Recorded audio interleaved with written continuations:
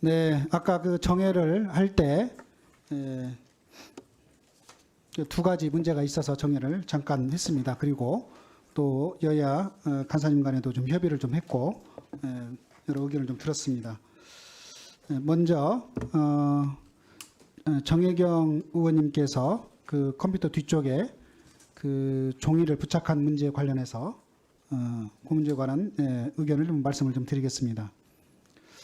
지금 우리 국회법 제 148조에 의하면 의원은 회의 진행에 방해되는 물건을 반입해서는 안 된다 이렇게 규정이 되어 있습니다. 제가 봤을 때는 이 문제는 내용은 일단 차치하고 물건 자체가 물리적으로 회의 진행에 방해되는 물건으로 판단되지는 않는다 이렇게 말씀을 드리고 또 관례상 과거에 우리 본회의나 또 위원회 회의를 할 때도 이런 일들은 통상적으로 있어 왔다 이런 말씀을 드립니다. 그런 측면에서 보면 이거 자체가 뭐 법에 위반된다 이렇게 보기는 좀 어려운 측면이 있다 이렇게 말씀을 드리고 다만 이 부분에 관련해서는 그래서 그 정혜경 의원 본인의 의사가 가장 중요하다 이런 생각이 좀 들어서요. 정혜경 의원님께서 이 문제에 관련해서 아마 또 이 내용상 여러 가지 이런 이의제기들이 있었기 때문에 이런 상황들을 통상 감안해서 어떤 의견이신지 한번 말씀을 해주시면 거기에 따라서 처리하도록 하겠습니다. 예, 비정규직 노동자위원 정혜경입니다. 지금 제가 쓴 세금 기생충 뉴라이트라고 하는 것에 대해서 지금 현재 인사가 뉴라이트로 대부분 이제 인선이 되고 있는 그런 과정입니다. 그래서 이진숙 방통위원장님부터 김영석 독립기념관장님 그리고 이제 뉴라이트의 상징이라고도 할 수 있는 김문수 후보님까지 이렇게 쭉 되고 있는데요. 특히나 지금은 독도 문제까지 해가지고 심각하게 우리 사회적으로 우려가 되는 그런 인사라고 생각이 듭니다. 그럼에도 불구하고 왜 세금 기생충인가? 나중에 제가 청문회에서 말씀드리겠지만 실제로 구구 유튜버를 자신의 TV에 김문수 TV의 구구 유튜버 자체를 수행 비서로 채용을 했습니다. 그것도 법으로는 할 수 없는 임의적인 것을 매달 500만 원씩 꼬박꼬박 주면서 뉴라이트를 기생하게 만든 기생충이다라고 하는 의미에서 저는 세금 기생충 뉴라이트라고 명기를 했고요. 자격이 없는 김문수 후보는 사퇴해야 된다고 생각을 했기 때문에 이 뉴라이트 세금 기생충을 간략하게 라고 말씀을 드리고요. 이거는 나중에 청문회 시간에 제가 다시 질의하고 말씀드리도록 하겠습니다. 다만 여야 우리 의원들의 의견이 제가 이 피켓을 떼고 하는 것이 좋겠다라는 권고를 받아들여서 일단 떼고 청문회는 시작하도록 하겠습니다. 이상입니다. 네, 그러면 그것은 떼고 하도록 그렇게 하겠습니다.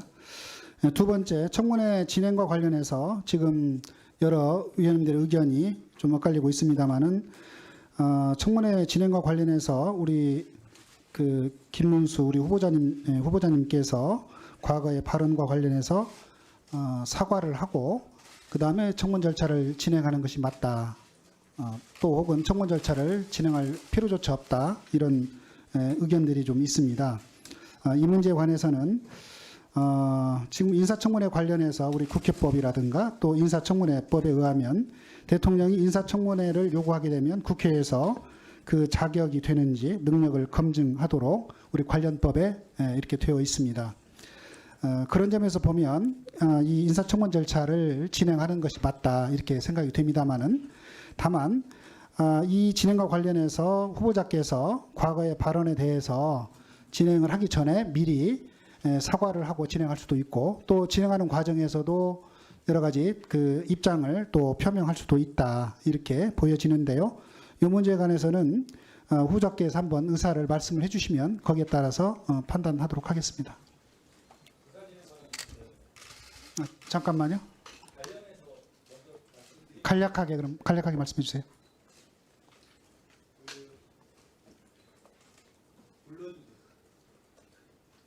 예, 인사청문 요청안이 왔으니까 인사청문을 진행해야 된다는 위원장님 말씀 취지 이해를 하고요. 다만 인사청문은 사실상 국민적 평가는 끝났고 그래서 청문 대신 사퇴 의사를 확인해 주십사 의사진행 발언을 먼저 했었습니다. 사퇴 의사를 확인하는 과정이 인사청문 요청이 왔으니까 인사청문을 진행하기에 앞서서 자발적인 의사를 확인하는 거기 때문에 국회법에 충돌되진 않는다라는 말씀을 좀 드리고요. 그래서 그런 부분들에 대한 의사를 같이 좀 확인을 해주시면 감사하겠습니다. 이상입니다. 네, 그러면 후보자님께서 그 문제에 대해서 간단하게 입장을 얘기를 해주시면 거기에 따라서 진행 여부를 결정하겠습니다.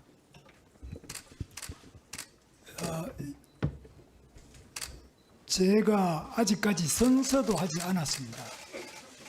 사과하는 것은 때도 아니고 맞지도 않는다고 생각합니다.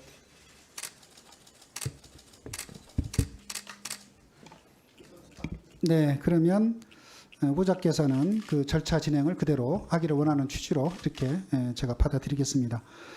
그러면 그 우리 후보자께서 방금 여러 의원님들께서 얘기했던 문제와 관련해서 청문회를 받을 자격이 있는지 없는지 여부 자체를 포함해서 이 부분을 철저하게 검증하는 것이 우리 국민이 국회에 부여한 권한이자 또 책임이라고 생각을 합니다. 그런 점에서 이후 절차를 진행하면서 그러면 후보자께서 관련된 우리 의원님들의 질의에 대해서 또 성실하게 거짓없이 답변해 주시기를 당부하겠습니다. 그리고 그 의견에 대해서는 국민들께서 판단할 것이라고 생각합니다. 그럼 다음 절차를 진행하겠습니다. 그럼 먼저 국무위원 후보자의 선서를 받겠습니다. 후보자께서는 발언대로 나오셔서 오른손을 들고 선서문을 낭독한 다음 선서문을 위원장에게 직접 제출해 주기 바랍니다.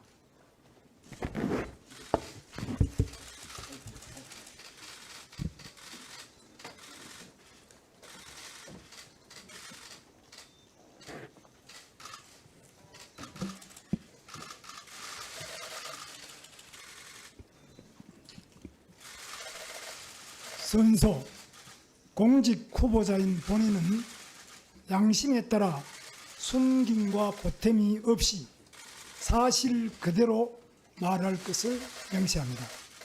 2024년 8월 26일 공직 후보자 김문수.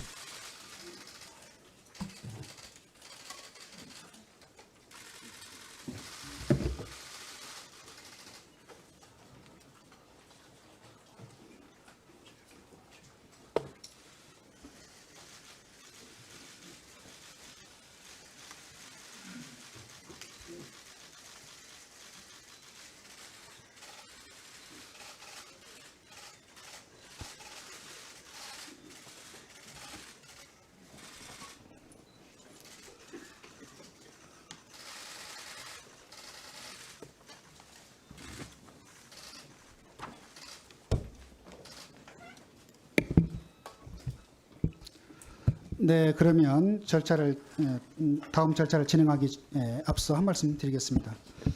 오늘 청문회는 TV와 온라인을 통해서 많은 국민이 지켜보고 있습니다. 회의가 원만하게 진행되기 위해서 오늘 청문회는 국회법에 따라 엄격하게 진행하겠다는 말씀을 드립니다. 위원님들께서도 국회법을 준수해서 질서 있게 회의에 임해 주실 것을 당부드립니다. 그리고 후보자께서도 국회법과 위원장의 진행에 따라 겸손하고 또 성실한 자세로 청문회에 임해 주시기를 당부드린다는 말씀을 드립니다. 다음은 국무위원 후보자로부터 모두 발언을 듣겠습니다. 후보자께서는 발언대로 나오셔서 10분의 범위 내에서 발언해 주시기 바랍니다.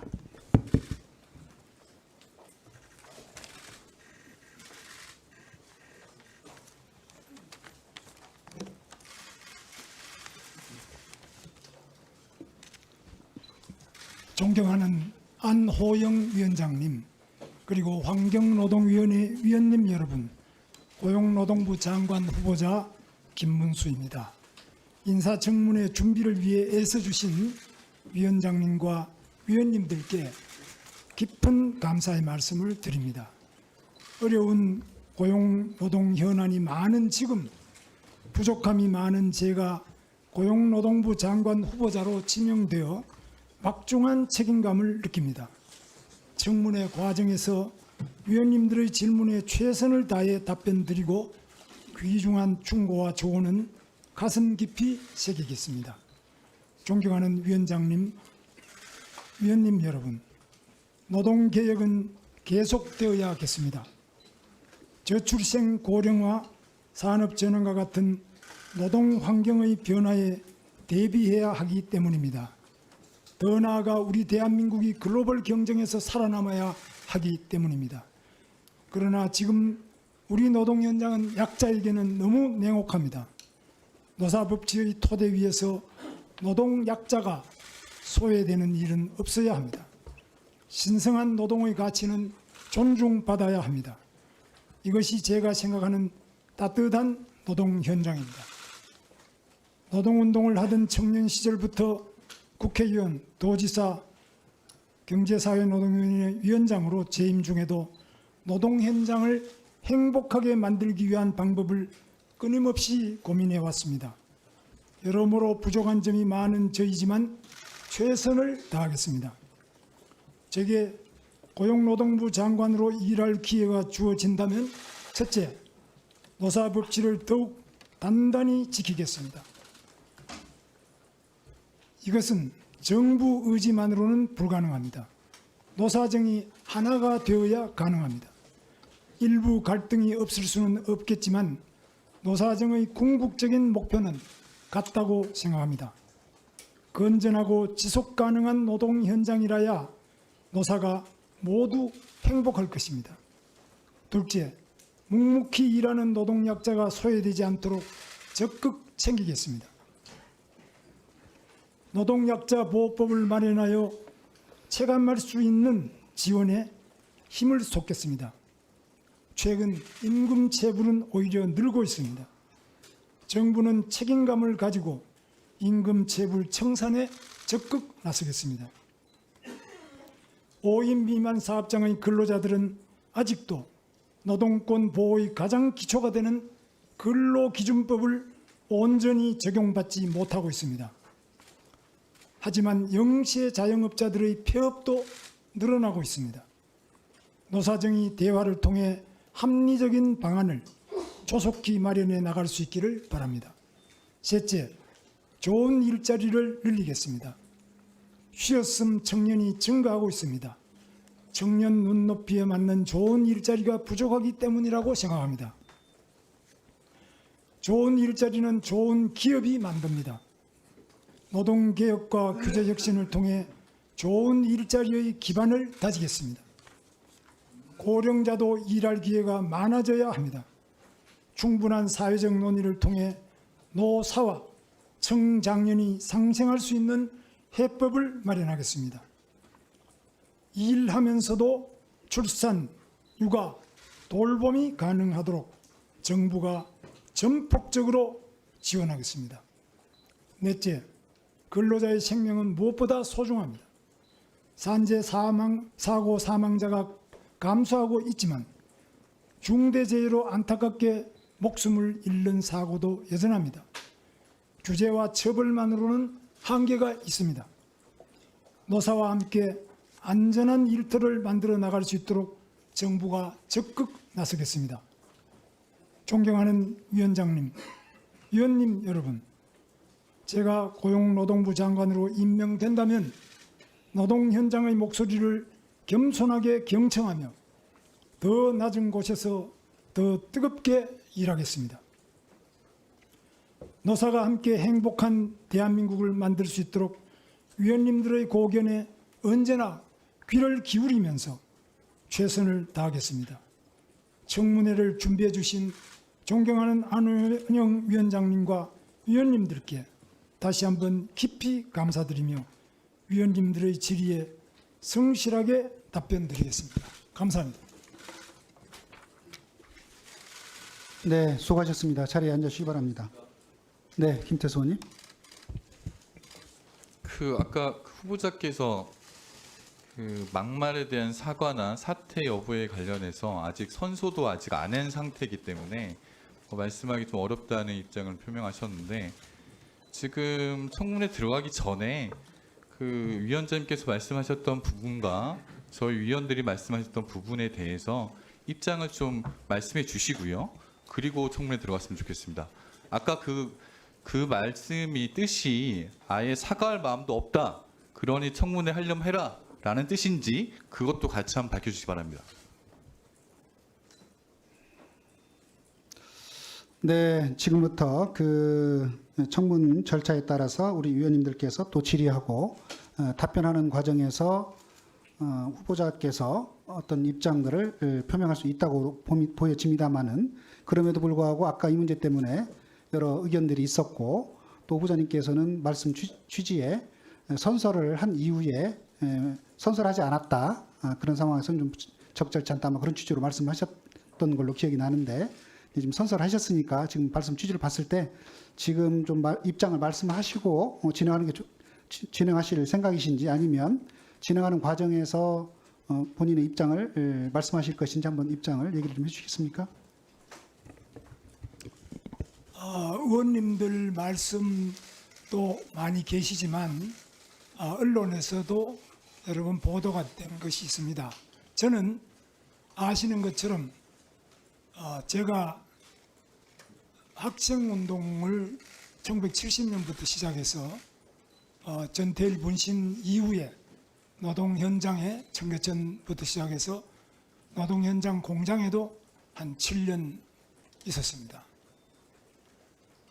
그리고 그 이후에 구속, 해고, 또 삼청교육 대상이 되어서 피신도 하고 감옥도 가고 또 동구권 몰락을 보면서 그 비참한 공산국가들의 현실을 보면서 제가 꿈꾸던 이상은 단순히 이상이지 현실하고 너무나 차이가 있구나.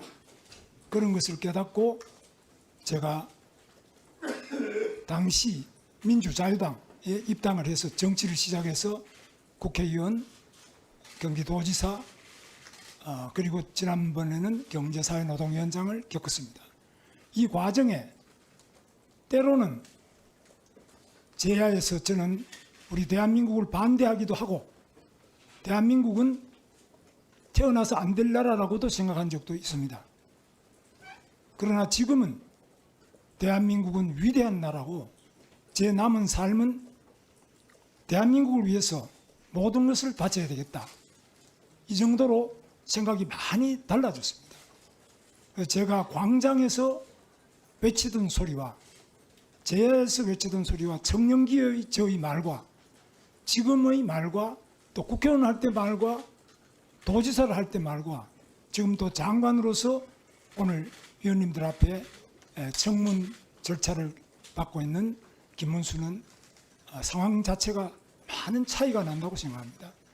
제가 했던 어떤 말의 일부를 가지고 의원님들께서 시비를 하시면 아마 맨날 며칠, 1년 내내 해도 부족하지 않을 만큼 제 발언에 문제도 많이 있을 겁니다. 그리고 또 어떤 경우는 토론도 많이 해봐야 될 점도 있을 겁니다. 의원님들 말씀하시는 것이 모두 제가 받아들이고 사과를 한다 이런 건 아니지만 제 처지가 과거로부터 지금까지 많은 변화를 겪어왔고 그것은 극과 극을 왔다 갔다 한 점도 있습니다. 그렇기 때문에 의원님들께서 오늘 국회 인사청문회 과정에서 이러한 점에 대해서 지적해 주시는 것은 그대로 제가 겸손하게 잘 받아서 말씀을 새기겠습니다. 그리고 필요할 경우에는 제가 사과도 하고 뭐 아무것도 다 해야 된다고 봅니다. 그러나 그것이 이 국민과 우리 대한민국을 위해서 필요한 일이라면 제가 사과가 아니라 목숨도 바칠 일이 있으면 바쳐야 된다고 저는 그렇게 생각합니다.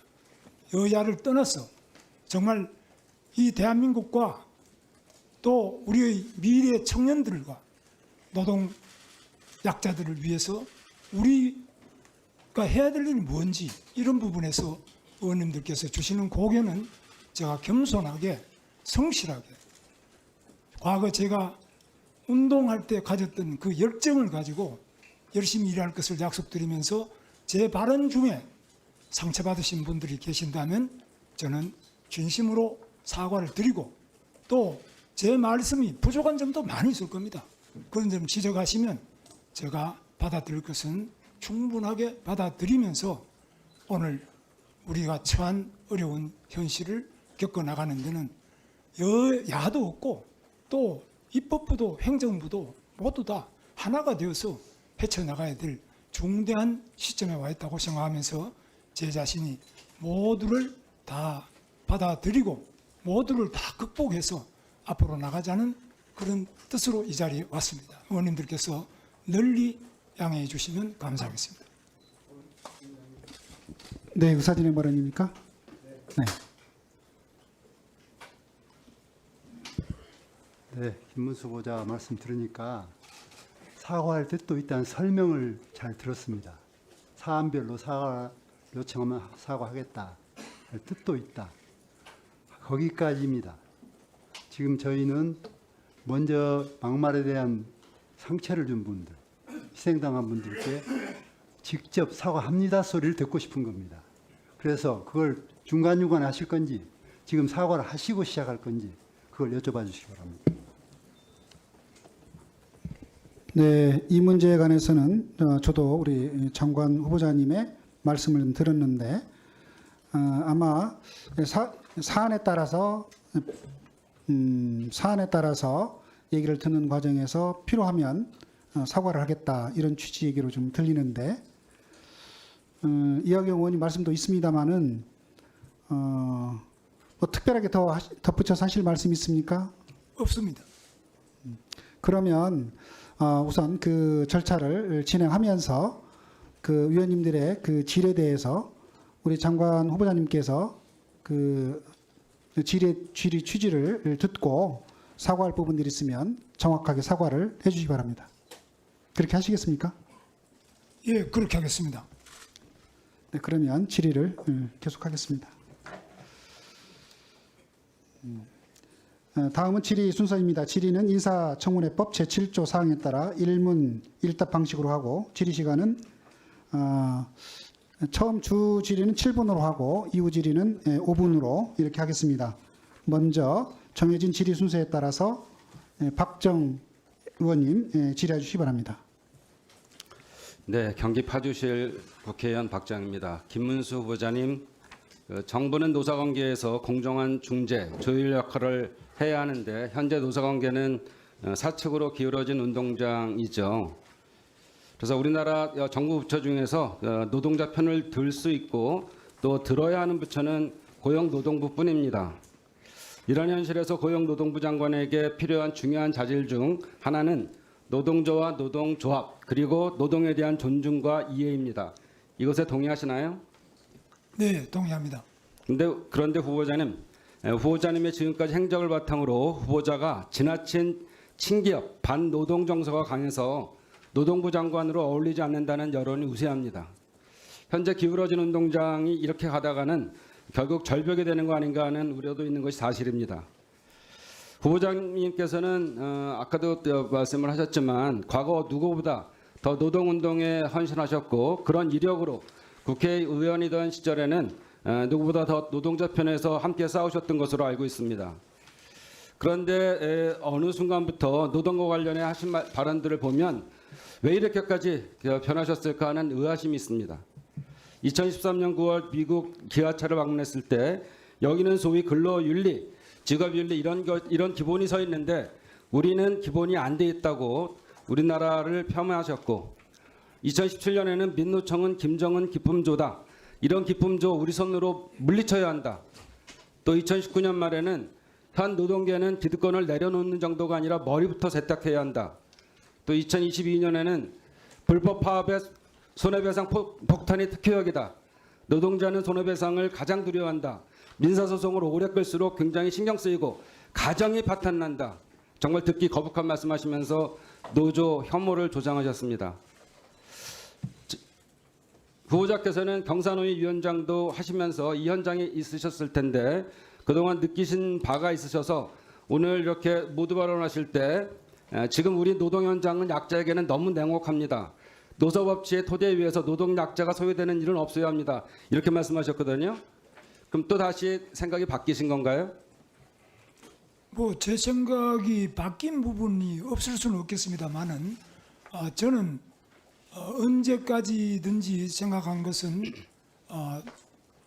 노사정은 근본 이익은 그러니까 조금 일치하고 전에 제가 말씀드린 것처럼 네. 그 노동에 대한 가치에 대한 그 존중이 없으시고 계속적으로 노동하시는 분들에 대한 폄하가 너무 심하셨잖아요. 한편 제가 기업을 돕는 게 나쁘다는 건 아닙니다. 기업을 도와야죠. 기업을 돕는데 경기도지사 시절일 것 같아요. 공무원들은 소심성에서 벗어나서 기업을 도와주는 것이 첫 번째 책무다. 어떻게 공무원이 기업 돕는 게 첫 번째 책무입니까? 기본적으로 대면 봉사하고 이런 것들이 첫 번째 책무죠. 그리고 대기업 청수가 폭력도 행사하고 분식회계하고 불법 로비 등으로 해서 구속되는 상황인데 일벌백계가 아닌 백벌일개다. 잘못된 행정이다. 어떻게 법에 의해서 이렇게 심판을 받고 그런 상황에서도 옹호할 수가 있어요? 또 이런 말씀도 하셨어요. 경기도지사 시절엔 기업의 인건비 절감, 유연한 고용 관리를 위해 비정규직이 필요하다. 그러면은 지금 기업이 성장하고 있는데도 지금 노동에 대한 질 문제나 고용에 대한 문제가 좀 좋아지고 있습니까? 고용노동부 장관은 고용을 늘리고 일자리를 만드는 게 중요하지 않겠어요? 노동의 질을 높이는 게 중요하죠. 근데 현재 상황에서 지금 대기업이 사내 유보금이 10대 대기업이 906조고 그다음에 5대로 좁히면 727.6조입니다. 이런 사내 유보금이 쌓일 때까지는 우리 노동자들께서 같이 고생하시면서 이런 게 만들어진 거 아니겠어요? 그럼 기업은 우리가 혜택은 계속 주되 그 기업이 해야 될 일은 없는 건가요?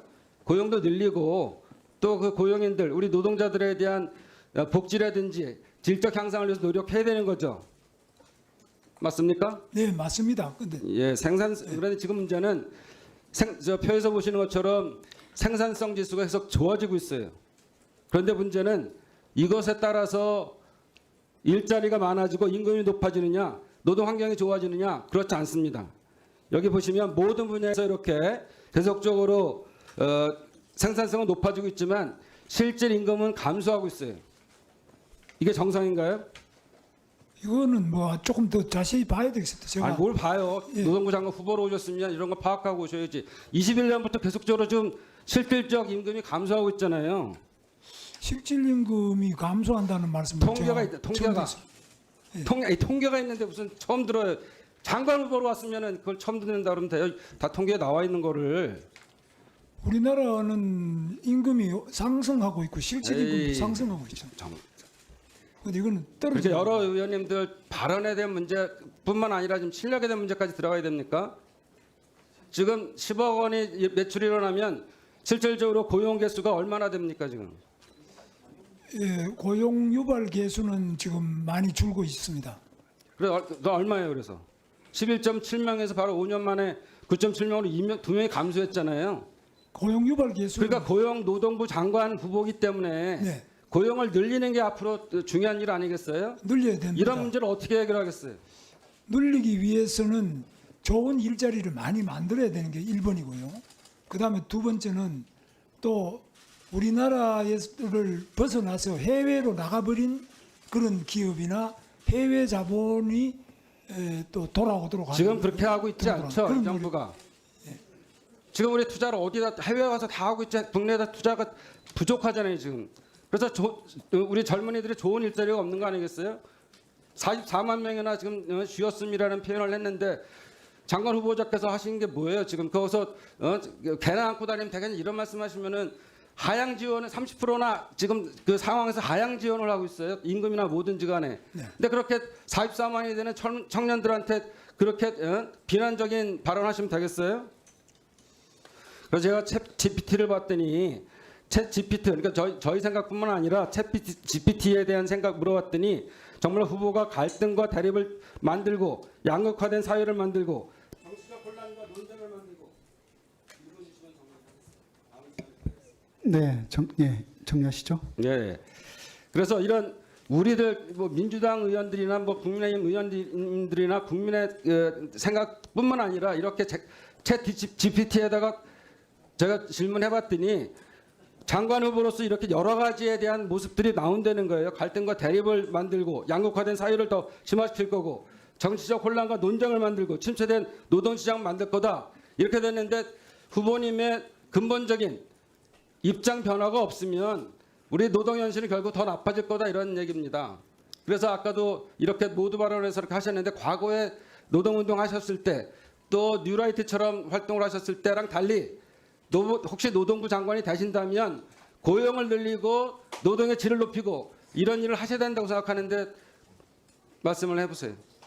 예, 하여튼 뭐 열심히 노력해서 청년들에게 좋은 방법을 일자리 말씀하셔야지 그냥 열심히 생각만 열심히 하겠다면 그게 장관 후보로서의 자질이 있는 거예요? 방법에 대해서는 말씀드린 것처럼 일자리를 청년들이 좋아하는 일자리를 많이 만드는 것이 1번인데 그 좋은 일자리라는 것이 지금 국내 좋은 기업들이 해외로 나가는 것을 줄이고 외국에 좋은 기업들이 국내에 많이 들어와서 하도록 하고 또 창업도 하도록 하고 또 청년들이 자기에게 맞지 않는 그런 일자리 있을 경우는 직업 훈련이나 교육도 지원을 해서 일자리에 맞춤형 실력을 갖춰서 취업이 많도록 그렇게 노력을 더 하겠습니다. 네. 네, 박정원님, 예, 수고하셨습니다. 다음은 우재준 의원님, 예, 질의해 주십시오. 네, 대구 북구갑의 우재준 의원입니다. 먼저 김문수 후보자님 장관 후보자로 지명되심을 축하드립니다. 후보자님께서는 젊은 시절 누구보다도 뜨겁게 노동운동에 매진해 오신 분이시고 그리고 국회의원으로 활동함에 있어서도 환노위 대부분의 기간을 환노위에서 활동을 하셨더라고요. 그럼 누구보다도 열심히 노동자들을 위해서 또 활동을 해오신 걸로 보입니다. 제가 조금 인상 깊게 봤던 부분은 98년도에는 경향신문 MBC에서도 그 국정감사 우수위원으로 선출이 되셨더라고요. 그리고 98년도에 이제 김대중 정부 시절에는 노사정위원회에도 또 야당 측 의원으로 참여하셔서 또 우리나라 노동 현실의 개선에 많은 기여를 하신 걸로 보입니다. 그때 혹시 본인이 이제 후보자님께서 국회의원으로서 좀 노동자들을 위해서 노력했던 그런 과정들 간략하게 좀 설명해 주실 수 있으면 한번 말씀해 주셨으면 좋겠습니다.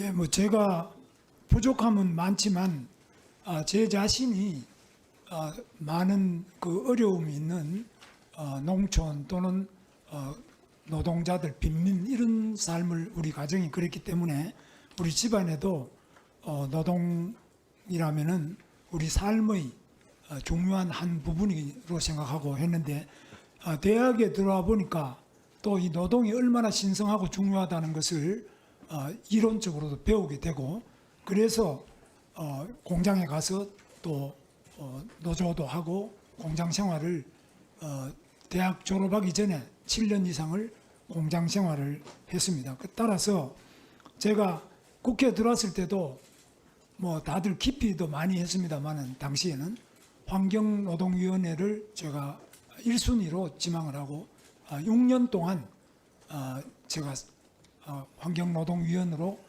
나름대로 열심히 뛰었습니다. 지금 생각해 보면 부족한 점도 많지만 저로서는 최선을 다해서 노동자들의 꿈과 또 희망을 이루기 위해서 열심히 했다고 생각합니다. 네, 경기도지사 시절에도 누구보다도 뭐 노동자들을 위해서 또 기업을 키우는 것뿐만 아니라 노동자들을 위해서도 많은 활동을 하셨던 걸로 알고 있습니다. 혹시 거기에 대해서도 간단하게 뭐 말씀해 주실 만한 게 있나요? 뭐 저는 그래서 도지사로서 할 수 있는 제일 중요한 점이 경기도의 좋은 일자리를 많이 늘리는 건데 그래서 평택의 삼성전자 공장도 제가 많은 비난을 받으면서 유치를 해서 지금 잘 가동이 되고 있습니다.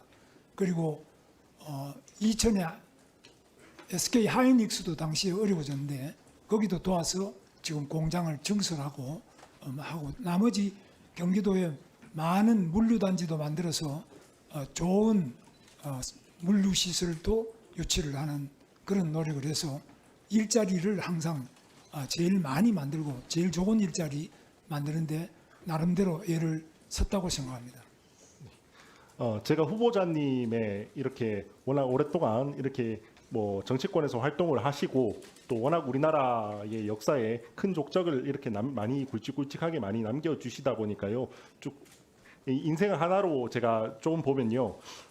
말씀 중에는 사실은 조금 문제가 될 만한, 제가 봐도 조금 우려가 될 만한 말씀들도 조금씩 있으신데요. 오히려 행동에는 전혀 부끄러움이 없게 살아오신 거 아닌가라는 생각이 제가 많이 들었습니다. 김문수 후보자님 사실 유명하고 조금은 부끄러운 일화가 저는 있다고 생각합니다. 경기도지사 시절에 소방 관련해서 조금 소방서에 전화를 하신 게 조금 부끄러운 과거로 남아 있으시죠. 그게 저도 그 점에 대해서는 사실은 뭐 옹호하려는 생각은 없습니다. 다만 경기도지사 시절 누구보다도 소방 인력 증진 그리고 소방 시설 확보 그다음에 소방관 처우 개선에 또 노력하셨던 분 또한 김문수 후보자이신 것 같습니다. 실제로 당시에 소방 인력이 30% 정도가 증액이 된 걸로 보이고요. 그다음에 그 전까지는 시 중에는 소방서가 없는 시도 많았던 걸로 보이더라고요. 그런 곳에도 모두 다 소방서가 최초로 대한민국 최초로 모든 시가 소방서를 가지는 도가 된 것도 경기도 그것도 김문수 후보자 시절이었던 걸로 보이고요. 뿐만 아니라 뭐 소방 처우 개선, 그다음 장비 확보 모든 측면에 있어서 가장 많은 노력을 하신 분이 또 김문수 후보자로 보입니다. 이 점 관련해서 혹시 본인 노력하신 점 간략하게 설명해 주실 게 있나요? 저는 경기도에 가장 많은 군인, 우리 대한민국 군인도 육해공군, 해병대, 미군까지 가장 많고요. 그 다음에 소방관도 경기도 행정지보다 많고 경찰관도 경기도 아주 많습니다. 그리고 교도소도 서울구치소부터 전부 경기도에 있기 때문에 이 제복 공무원들이 많은 노고가 있고 힘든 점이 많다는 점을 생각해서 군 격려 또 경찰 소방 교도관 이분들을 늘 찾아뵙고 격려하고 그분들의 처우를 개선하는 부분에 노력했는데 특히 소방은 경기도지사의 직할 행정부서였습니다. 지금은 조금 국가 쪽으로 많이 넘어와 있습니다만은 그래서 나름대로 제가 경찰서도 없는 곳도 많았는데 제가 다 없는 시군 31개 시군 중에 경찰서나 소방서가 없는 데는 전부 다 새로 신설해서 완성을 하고 처우 개선 이런 것들을 위해서 노력을 했습니다. 제가 후보자님 다른 이 방송을 시청하시는 국민 여러분들께도 한번 이 점을 저는 주목해 주셨으면 좋겠다는 부분인데요. 우리가 말은 잘하지만 행동은 그에 맞지 않게 하는 정치인들을 정말 많이 봐왔습니다. 근데 반대로 우리 후보자님께서는 정말 행동에 있어서는 재산 관계 내역, 가족 내역, 그 다음에 수많은 지금까지 공직 생활에 함에 있어서 한 점 부끄러움 없이 생활을 해오신 것 같습니다. 누구보다도 더 진심으로 이제 공직 생활을 해오셨고 그런 마음으로 앞으로 고용노동부 장관도 충분히 잘하실 수 있지 않나 그런 생각을 들면서 말씀 마무리하도록 하겠습니다. 이상입니다. 네, 제가 인간으로서 부족한 점이 많고 한 점 부끄러움이 없는 것은 안 되고요. 저 부끄러움도 많이 있습니다. 저도 인간으로서 잘못한 게 안 많겠습니까? 그러나 최선을 다해서 그 잘못을 성찰하고 고쳐나가는 그러한 과정이 인간의 삶이라고 생각하고 공직자는 더더구나 만인을 위해서 자신을 돌아보고 또 발전시켜 나가는 것이 기본적인 책무로 생각하고 열심히 하겠습니다. 의원님들께서 지적해 주시면 제가 다시 한번 성찰할 거는 하고 고칠 거는 고치면서 앞으로 나가겠습니다. 감사합니다. 네, 우재준 의원님 수고하셨습니다. 다음은 박해철 의원님 질의해 주십시오. 예, 안산시 병 국회의원 박해철입니다. 극우 유튜브 출신 후보자를 대상으로 인사청문회를 한다는 게 국회를 조롱하고 무시하는 윤석열 정부에 대해 개탄스럽다는 입장을 먼저 밝힙니다. 김문수 후보자의 지난 10년여간의 활동을 한번 살펴봤습니다. 친재벌 반노조주의자, 내로남불 이중인격자, 극우 막말 유튜버, 확정 편향적 이념주의자, 친일 매국주의자로 평가되고 있고 대한민국의 고용과 노동을 책임지는 자리에 세우려는 윤석열 대통령의 국정 철학에 정말 많은 국민들이 경악을 금치 못하고 있습니다. 윤석열 대통령은 후보 시절부터 지금까지 줄곧 노동조합을 적대시하면서 노동개혁 운운하며 온갖 노동 탄압을 일삼았는데 이제는 극우 유튜브 출신을 자신의 아바타로 세운 것에 대해서 국민들은 분노하고 있습니다. 후보자의 국무위원 부적격 사유 중 가장 심각한 것을 말씀드리겠습니다. 화면 띄워주십시오. 예. 후보자는 박근혜 대통령 탄핵을 지금도 부인하시는지라는 저의 서면 질의에 다음과 같이 답변을 했습니다. 맞습니까? 맞습니다. 후보자는 박근혜 전 대통령에 대한 헌법재판소 탄핵 결정이 있기 훨씬 전부터 최근까지 검찰 기소부터 탄핵 결정까지 모두를 인정할 수 없다고 계속 주장해 왔습니다. 동영상 잠깐 보겠습니다. 대한민국 국회의원 중에서 박근혜 대통령보다 더 깨끗한 사람은 없습니다. 여러분. 대한민국 헌법재판소가 우리 대통령 이름도 안 받았는데 무슨 근거로 파면하는지 저는 정말 알 수가 없고 이해가 안 갑니다. 이런 식으로 파면을 하면은 저 국회의원 전부 다 파면해야 된다고 생각합니다. 이런 식으로 대통령을 파면하면 대한민국 헌법재판관 8명도 벌써 파면당해야 된다고 생각합니다. 네, 헌법재판관 8인을 탄핵해야 한다. 그 이후에도 대한민국 헌법재판소의 탄핵 결정을 비판하거나 인정하지 않는 은행은 수도 없이 많이 있습니다. 지난 2022년 10월 4일 경사노위위원장 취임식 당시에 탄핵에 반대한다. 나보다 더 깨끗한 사람이다. 그리고 올해 2월 4일입니다. SNS에 올린 내용입니다. 죄 없이 탄핵당하고 이런 글을 올렸습니다. 질문 드리겠습니다. 불과 1, 2년 전까지만 해도 탄핵 반대 입장을 밝혔는데 갑자기 헌재 결정을 인정하게 된 계기가 있습니까? 결정은 결정대로 인정 안 할 수가 없는 거죠. 그러나 이 박근혜 대통령 탄핵은 잘못됐기 때문에 역사적으로 다시 재평가될 것으로 보고 있습니다. 그럼 또 질문 드리겠습니다. 집회에서 빨간 윤석열이 죄 없는 박근혜 대통령을 잡아넣었다고 집회에서 발언했습니다. 그 입장 지금도 변함이 없는지 말씀 주십시오. 박근혜 대통령 탄핵을 윤석열 대통령이 한 건 아닙니다. 그때 집회 발언이 뻘건, 여기서만 뻘건은 공산주의자를 지칭하는 겁니다. 뻘건 윤석열이 죄 없는 박근혜 대통령을 잡아넣었다고 집회에서 발언하셨습니다. 집회를 하다 보면 의원님 아시다시피 이야기가 좀 감정적이고 격한 그런 이야기가 나올 수 있다고 생각합니다. 그러면 감정적인 내용이고 전혀 그렇지는 않았다고 보면 됩니까? 그때는 제가 윤석열 대통령에 대해서 상당히 비판을 많이 했고요. 그 뒤로 윤석열 대통령이 조국 당시 수석에 대해서도 자, 문제가 있는 다음 것을 질문 바로 찾아내야 드리겠습니다. 이래서 아까 생각을 잠깐 갖겠습니다. 답변을 하셨는데 서면 답변 두 번째 내용입니다. 역사적으로 재평가라는 의미가 어떤 의미입니까? 제가 이제 박근혜 대통령하고는 우리가 같은 학년에 나이도 같고 같이 쭉 살았기 때문에 그분이 뇌물죄로 구속된다면 저도 뇌물죄죠. 그분은 정말 뇌물도 알지도 알겠습니다. 못하고 받을 사람도 아닙니다. 알겠습니다. 제가 서면 질의에 대한 답변 두 문장이 시사하는 바가 아주 큽니다. 10년간 수도 없이 태극기 광장에서 또 공적인 자리에서 SNS 통해서 박근혜 전 대통령의 탄핵 무효를 주장하고 대한민국 헌법과 헌정 질서를 부인해 왔습니다. 그런데 고용노동부 장관 후보자로 지명되니까 갑자기 입장을 바꿨습니다. 그렇지만 내면 깊숙이 자리 잡은 그 신념은 하루아침에 바뀌지 않기 때문에 역사가 재평가할 것이라고 그렇게 답변을 남기는 것 같습니다. 지금 후보자가 얘기하는 박근혜 전 대통령 탄핵의 주된 이유는 돈을 받고 안 받고 이런 문제가 아닙니다. 제가 헌법재판소 결정문에 내용이 나와 있습니다. 비선조직의 국정농단과 대통령의 직권 남용, 정경유착과 같은 정치적 폐습을 청산 등의 이유로 헌법과 법률상에 절대 용납할 수 없는 중대한 범죄이기 때문에 탄핵의 주된 이유가 됐습니다. 그거 아시죠? 뭐 그 점에 대해서는 동의할 수 없습니다.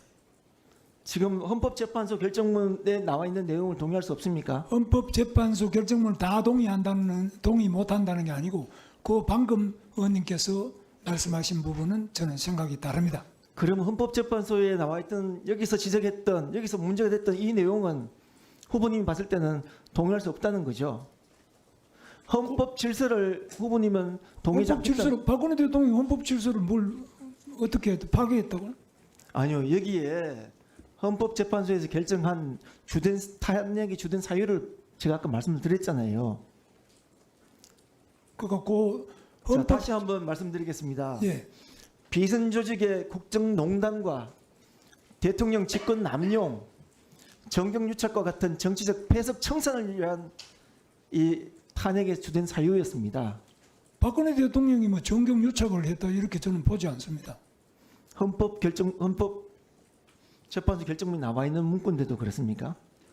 재판소 결정문에 나와 있어도 그 부분이 만약 그렇다면은 사면 복권 과정이 그렇게 이루어질 수 없을 겁니다. 저는 그때 헌법재판소의 결정이 문제가 있었음에도 불구하고 제가 그 재판소 결정이기 때문에 인정한다고 말씀드렸고요. 그러나 거기에 대해서 제가 동의하고 그 하나하나 의원님 말씀하신 문구 하나하나를 동의한다고 말씀드릴 수는 없습니다. 네, 정리하시죠. 예. 예, 1분 안에 정리해 주십시오. 우리 후보자님의 이 신념과 사고가 다시 한 번 더 확인되는 자리인 것 같습니다. 헌법재판소의 결정의 주된 사유임에도 불구하고 동의를 하지 않고 인정을 할 수 없는 그런 부분입니다.